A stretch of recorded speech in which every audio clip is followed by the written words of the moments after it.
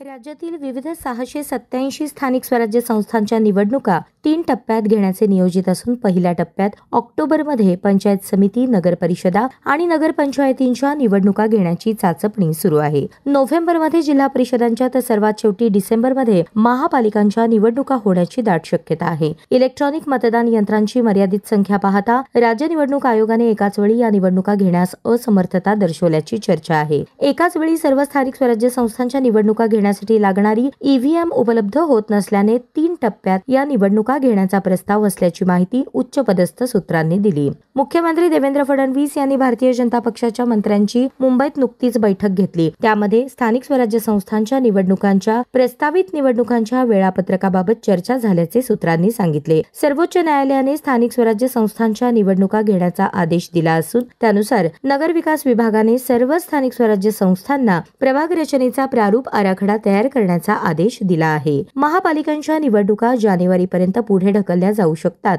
असाही अंदाज आहे. राज्यातील बहुतांश स्थानिक स्वराज्य संस्थांच्या निवडणुका प्रलंबित आहेत. सर्व स्थानिक स्वराज्य संस्थांच्या निवडणुका एकाच वेळी घेणे ईव्हीएमच्या दृष्टीने अडचणीचे ठरले आहे. सर्व स्थानिक स्वराज्य संस्था मिळून 687 संस्थांच्या निवडणुका घ्याव्या लागणार आहेत. त्यासाठी मोठ्या संख्येने ईव्हीएम लागणार असून त्याचा आढावा घेण्यात येत आहे. ईव्हीएमची संख्या अपुरी असल्याने या निवडणुका 3 टप्प्यात घेण्याचे नियोजन असल्याचा दावा सूत्रांनी केला आहे. राज्य निवडणूक आयोगाने सर्व स्थानिक स्वराज्य संस्थांना पत्र पाठवले असून 11 जुलै रोजी व्हिडिओ कॉन्फरन्सिंगद्वारे बैठक बोलावली आहे. यामध्ये मतदार संख्या, मतदान केंद्रांची संख्या, ईव्हीएम, आवश्यक मनुष्यबळ तसेच ऐनवेळी उपस्थित होणाऱ्या मुद्द्यांवर चर्चा करण्यात येईल असे पत्र निवडणूक आयोगाचे उपायुक्त राजेंद्र पाटील यांनी सर्व स्थानिक स्वराज्य संस्थांना पाठवले आहे.